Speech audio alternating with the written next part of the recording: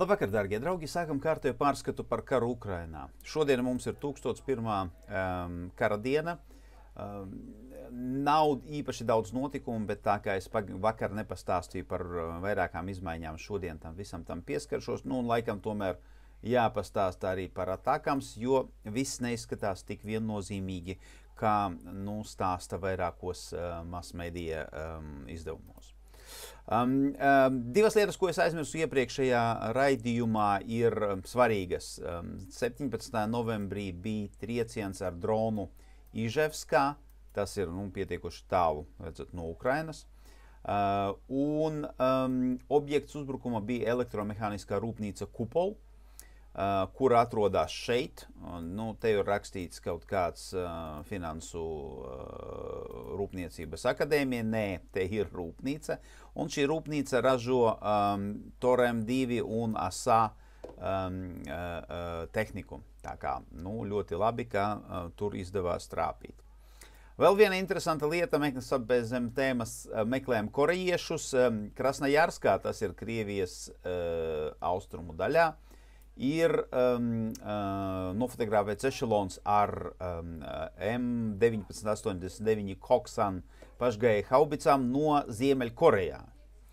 Kas nozīmē, ka es nedomāju, ka Krievija ir izvilkusi no Ziemeļkorejas specifisko artilērijas vienību, kura atbalstīs to 12,000 korejiešu operācijas, kurus mēs tā arī nevaram atrast.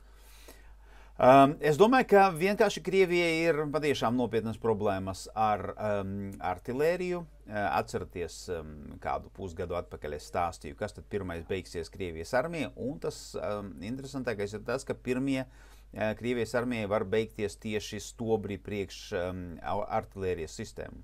Tāpēc teorētiski tādas sistēmas parādīšanās Krievu armijai ir iespēja. Jā, turpinām tālāk. Atakams. Tā tad ir vairāki ierobežojumi. Pirmkārt, atakams izmantošanai. Pirmkārt, ir pateikts, ka palīdzētu aizstāvēt savus spēkus tikai Kurskas apgabalā, kas nozīmē ne visā Krievijas teritorijā dot atļauju uzbrukt militāriem mērķiem. Un, ja mēs lasām to rakstu sīkā tekstā, tad šeit arī ir visādas lietas uzrakstītas ar attālumu ne vairāk kā 50 jūdzes, kas ir aptuveni 50 jūdzes, cik tad mums sanāk, 70–80 kilometri. Un tad daudzums atakams raķešu, kuras ir iedotas Ukrainai, skaits ir precīzi nezināms. Vairāki avoti min tieši 50 raķetes. Es domāju, ka tās ir vairāk, aptuveni līdz 200. Jo, ja mēs paskatāmies tikai ziņojumus par iepriekšējiem uzbrukumiem, tad tās visas raķetes jau ir beigušās. Tā kā pēc manām aprēķiniem raķešu ir vairāk nekā 50. Kur tad notika uzbrukums? Uzbrukums notika šitien te Brjanskas apgabalā. Apšaudīta tika munīcijas nodaļa pie Karačeva. Tāda pilsētiņa neliela, te rakstīts dārziņi. Tie nav nekādi dārziņi, tā ir munīcija noliktava. Jūs redzat, ka šeit arī ir, tā ir speciāli ierobežota ar vaļņiem. Te ir kontroles caurlaides punkts, ieviešot munīciju iekšā un ārā. Trāpījums ir tur, bet ar to trāpījumu viss nav tik viennozīmīgi, kā liekas. Jo trāpījums ir viens, tas parādīts ir šeit, un tas ir viens sprādziens. Kāpēc tas ir svarīgi? Tāpēc, ka, ja mēs paskatāmies, kādas sistēmas tika iedotas Ukraiņiem no tām atakams raķešu modifikācijām, viņiem ir iedotas pirmās versijas. Pirmās versijas ir tikai un vienīgi ar kasešu galviņu, kas nozīmē, ka trieciens ir nevis viens unitārais lielais kā šeit, bet gan vairāki desmiti vienlaicīgi teritorijai, kas nozīmē, šis sprādziens vai viņš nav no šīs vietas, kura it kā teorētiski ir geolocēta, vai viņš neatbilst tai galviņai, kāda tad ir tām atakams raķetēm, kuras ir iedotas Ukrainas armijai. Te, protams, ir iespējama arī vēl viena versija.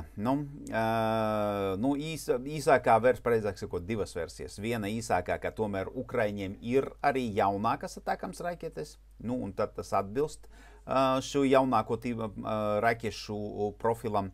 Otrs ir ziņojums no Krievijas, un Krievija paziņoja, ka viņa ir notriekuši 5 balistiskās raķetes tajā dienā, tajā rajonā.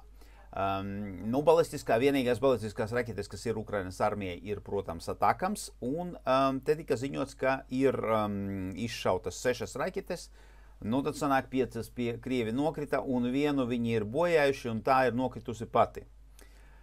Kur patiesība šobrīd es nevaru jums pateikt, bet tas sprādziens, kuru mēs redzam šajā te fotogrāfijā, noteikti neatbilst tam raķešu tipam, kuras tad tika iedotas Ukrainas armijai.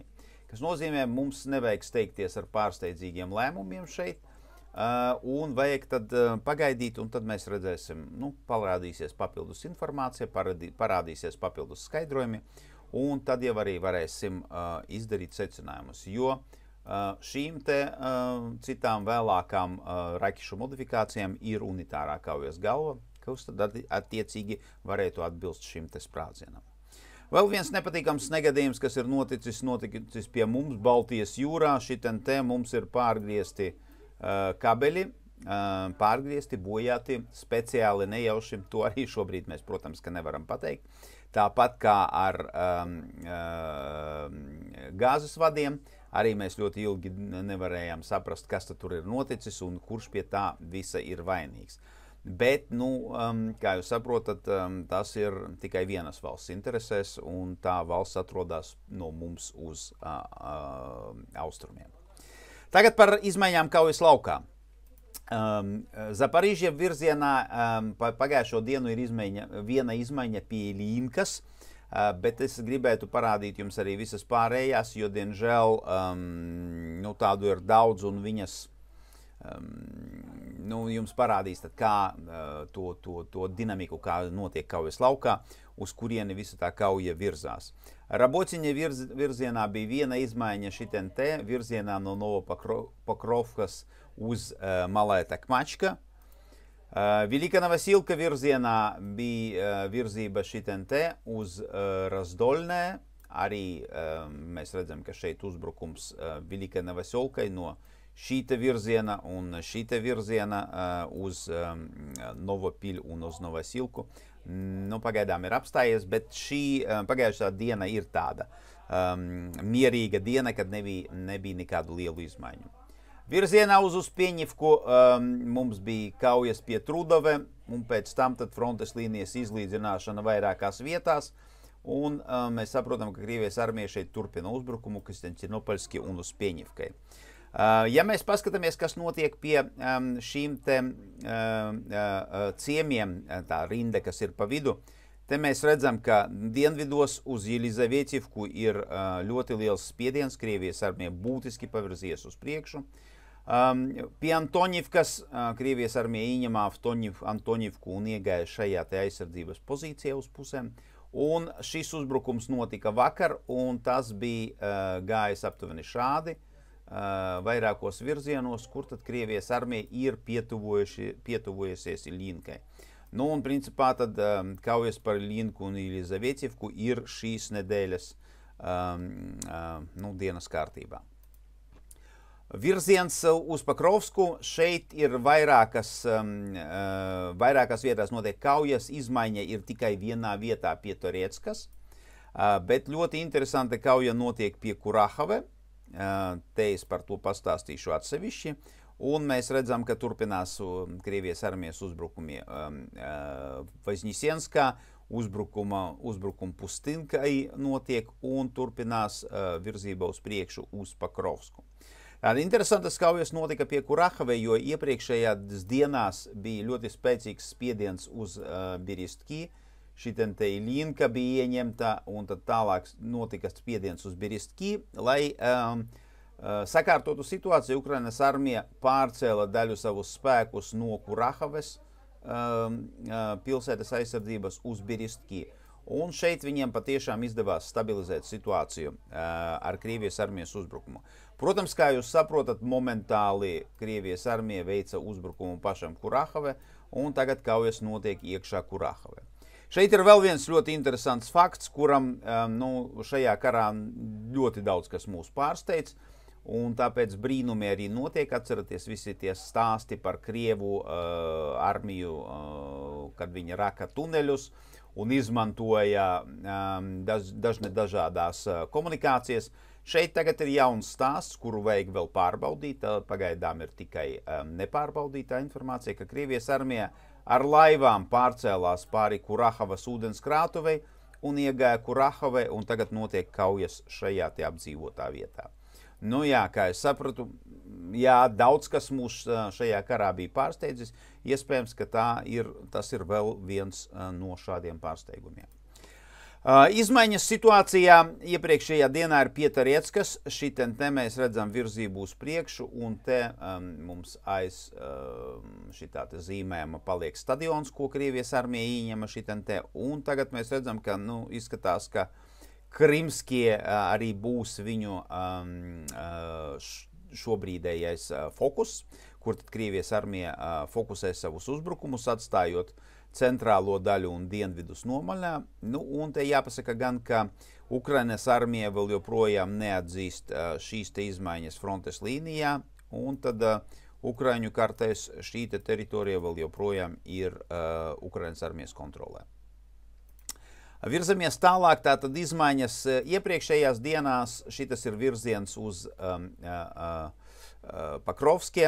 Tad šeit, atceraties, šis ir tas krustojums, par ko gāja kaujas ilgāku laiku. Tagad mēs redzam, ka Krievijas armija izlīdzina šeit fronti. Viņi tad mēģinās sasniegt tādu, aptuveni šādu situāciju, un tad visdrīzāk mēs redzēsim uzbrukumu vienlaicīgi vairākos virzienos. Lejā tālāk uz dienvidiem ir ieņemta Jurjivka, un tagad notiek uzbrukumi Pustinkai. Tas ir tas, kas notiks šonedēļ, un mēs redzam Krievijas armijas arī virzinu tālāk uz rietumiem. Situācija pie Beristki un Ilinkas, te tad arī pagājušās nedēļas nogalē tad bija tāds liels uzbrukums šajā rajonā, un pēc tam ieiešana Novoiļinkā, ko Krievijas armija pastiprināja nākošajā dienā, un tad mēs redzējām, ka viņi turpināja uzbrukumu, iegāja šeit Beristki, kā arī uzsāka šturmēšanu gar dzelzceļu šeit. Un tas bija tas brīdis, kad Ukrainas armija pieņēma lēmumu pārsviest uz šejienes spēkus, lai apturētu Krievijas armijas uzbrukumu šajā te virzienā. Rezultāts tam, kā es jau teicu, ir Krievijas armijas aktivizēšana pašā Kurahavē. Šeit ir tagad ļoti daudz dažādi stāsti, bet nekas no tā nav apstiprinājies. Nav apstiprinājies pagaidām arī Kurahave ūdenskrātuves forsēšanas manevrs, bet, iespējams, tam tomēr ir pamatojums uzskatīt, ka tāda lieta vismaz kā minimums varēja šeit notikt. Jebkurā gadījumā situācija Kurahove ir tagad ļoti neviennozīmīga, un mums trūkst informācijas, lai iztaisītu kaut kādus secinājumus par to, kā ir mainījusies situācija un kuru daļu no Kurahove šeit ir kontrolē. Tāpēc pagaidām nedaram secinājumus, pagaidīsim rītdienu, noteikti parādīsies papildus informācija. Un šī ir tad tā vēl viens slaids par to, kas notiek ar šiem te ciemiem, kurus tad Ukrainas armija vēl joprojām kontrolē šeit. Un mēs redzam, ka Krievijas armija spiež gan no ziemeļiem, gan no dienvidiem, gan no ziemeļiem. Un šī ir tā teritorija, ko Krievijas armija ieņēma vakar. Tā tad cīņa par Jelizavetavku un Ilinku, praktiski var teikt, jau notiek. Kaujas pie Časivjara. Krievijas armija uzsāka Časivjara centrālās daļas šturmēšanu. Tur arī pagaidām mēs zinām, ka notiek kaujas, detaļu nekādu nav. Un pie Andrievkas mums ir tomēr rezultāti par Krievijas armijas uzbrukumiem. Tā vieta ir šeit. Atceraties, šī te pozīcija, ko Ukrainas armija te turēja ļoti ilgu laiku, un tagad izskatās, ka Krievijas armija tomēr ir aizgājusi līdz kanālam, un viņiem izdevās vienā vietā arī pārcelties pāri kanālam un ieņemt pozīcijas šajā te vietā. Nu, tad attiecīgi aktivizācija notiks visā Časif Jara sektorā. Visdrīzāk mēs atkal redzēsim uzbrukumus gan šajā te rajonā, gan uzbrukumus Stupački, uzbrukumus pie Grigorjevkas un Kaļiņivkas. Nu, un iespējams, redzēsim, cik daudz Krievijas armijas šeit ir spēku, tad redzēsim, cik spēcīgi viņa šeit izvērsīsies. Nebija vakar detaļas par to, kā nepaspēja par to, kā cīnās šeit 81. brigāde. Viņa cīnās šeit labi. Diemžēl šeit tālāk uz dienvidiem situācija nav tik laba, bet tomēr pastāstīšu detaļas. Tātad pie Zaļisņānski Ariehova Vasiljevkas Krievijas armija pēc ļoti ilgas gaidīšanas ienāca šajā te mežā. Un tad tagad kaujas notiks par šo te mežu, un tad Novomarkave un Markave ir viņu mērķis, un visdrīzāk viņi tad mēģinās apiet visas šīs te apdzīvotās vietas, kas atrodas šeit, lai tām neuzbruktu vismaz šobrīd, jo, kā jūs saprotat, spēku Krievijas armijai nav tik daudz, lai viņi varētu uzbrukt visur. Šī ir situācija Bielogorjevkas un Verkhnekamianski virzienā. Mums visu laiku stāstīja, ka Krievijas armija ir aizgājuši tik tālu. Nepavēlti mēs to visu turējām pelēkajā zonā, jo uz šo brīdi situācija ir šāda. Tātad šeit šito teritoriju kontrolē Ukrainas armija jau kādu labu laiku atpakaļ. Un tad iepriekšējās brīvdienās ir bijuši uzbrukumi šitien te līdz pat Terikonam un šeit, kur tad Ukrainas armija būtiski uzlaboja savas pozīcijas. Arī Spirnīvana Darivkas virzienā no Verkhnekamianskis arī bija viens no uzbrukumiem, kur tad Ukrainas armija pastiprināja savu pozīciju flangu.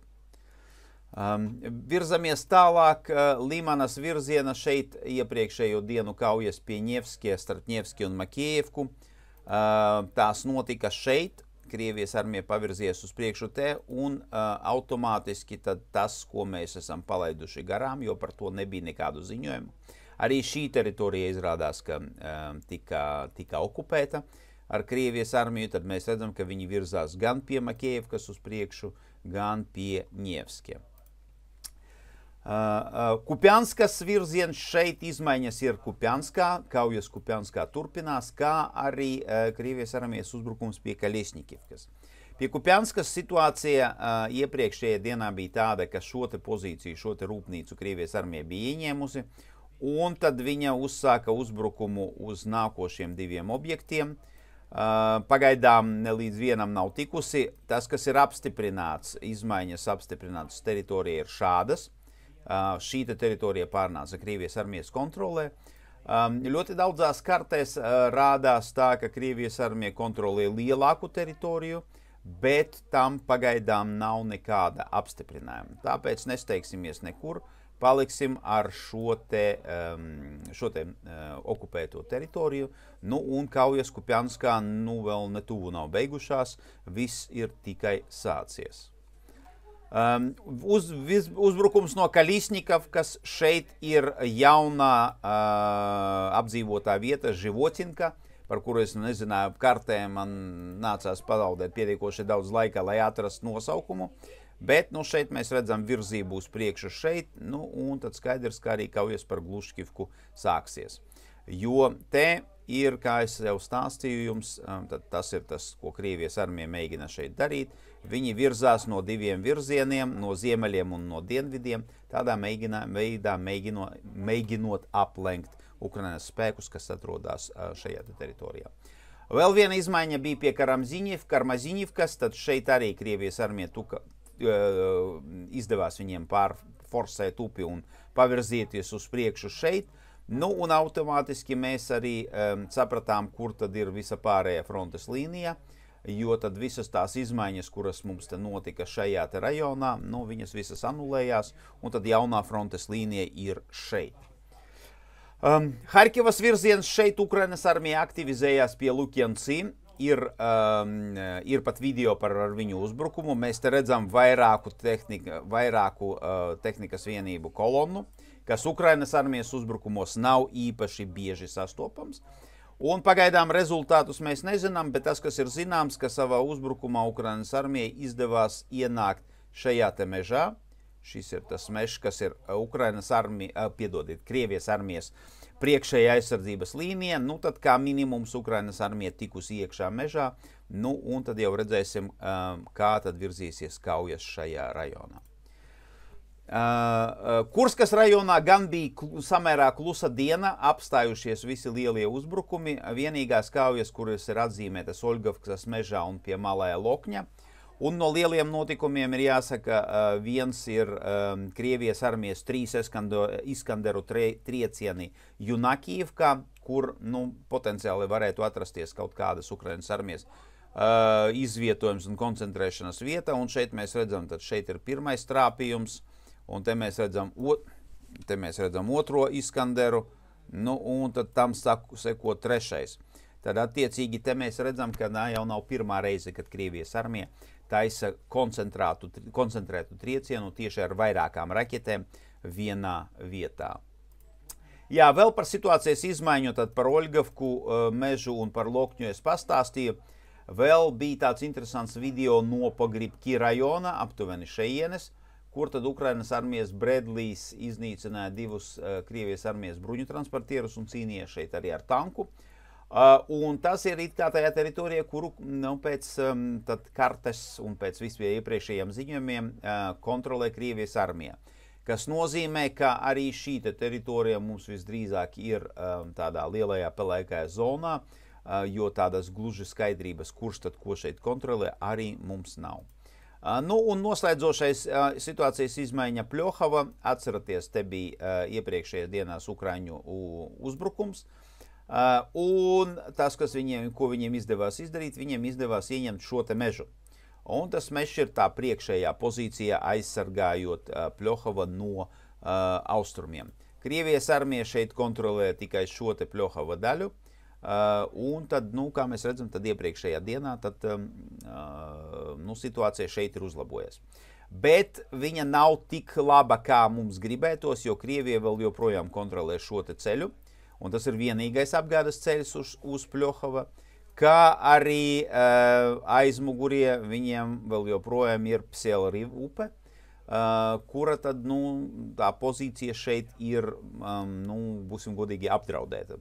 Tāpēc, lai reāli varētu noturēt šo te pozīciju, Ukrainas armijai ir jāpārņem šo te sektoru, un tad caur vairākām vietām viņi varēs tu nodrošināt apgādi uz Pļohava. Nu, un tā situācija, protams, uzlabosies.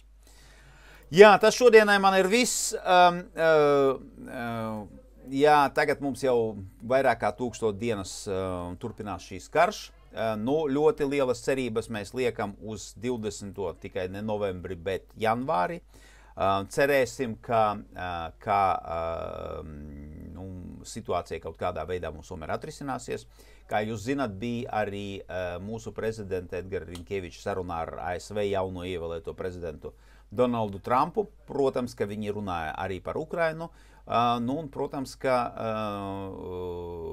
mūsu prezidents noteikti uzsvēra mūsu pozīciju par šo te, ko mēs domājam par šo karu un kā mēs uzskatām. Tam karam ir jābeidzās un ka jāturpina atbalstīt Ukrainu. Prezidents Trumps pagaidām neatklāja sava plāna detaļas.